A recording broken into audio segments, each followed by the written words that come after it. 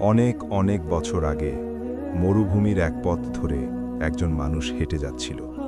সূর্য তখন মাথার উপর, চারদিকে শুধু বালু আর বালু। গরম এত বেশি ছিল যে মানুষের শরীর যেন আগুনে পুড়ছে। দীর্ঘ পথ হাঁটার কারণে লোকটি খুব ক্লান্ত হয়ে পড়েছিল। তার গলা শুকিয়ে কাঠ হয়ে গেছে। পানির জন্য তার শরীর কাঁপছিল। হাঁটতে হাঁটতে হঠাৎ সে একটি কূপ দেখতে পেল। কূপটি ছিল অনেক গভীর। লোকটি দ্রুত সেখানে গেল, কষ্ট করে কূপের ভেতর নামল এবং ঠান্ডা পানি পান করল।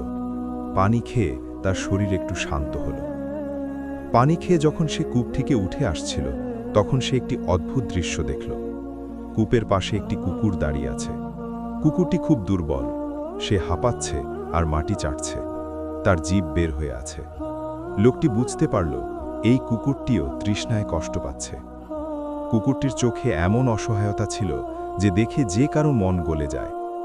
লোকটি একটু থেমে ভাবল, আমি তো পানি খেয়ে তৃষ্ণা মিটালাম, কিন্তু এই প্রাণীটা, এটা তো কথা বলতে পারে না, এটা তো কাউকে বলতে পারবে না যে আমার পানি চাই। তার মনে দয়া জেগে উঠল। কিন্তু সমস্যা ছিল একটি, কূপটি খুব গভীর আর তার কাছে পানি তোলার জন্য কোনো বালতি নেই। তবুও লোকটি সিদ্ধান্ত নিল সে কুকুরটিকে সাহায্য করবে। সে আবার কূপের ভেতরে নেমে গেল। তার পায়ে তখন জুতো ছিল।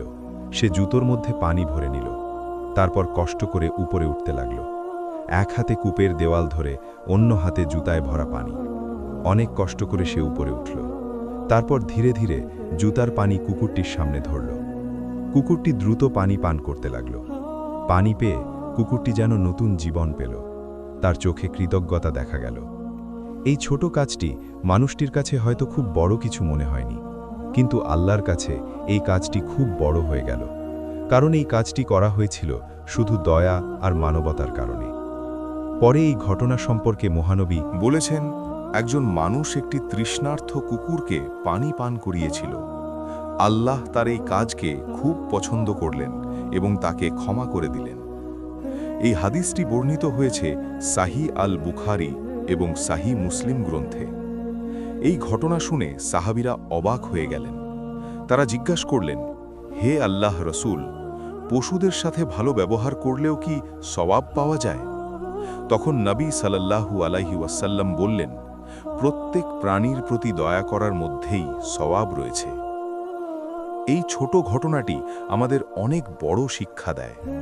আমরা অনেক সময় ভাবি বড় বড় ইবাদত করলেই শুধু আল্লাহ খুশি হন, কিন্তু বাস্তবতা হলো কখনো কখনো একটি ছোট দয়া, একটি সাহায্য, একটি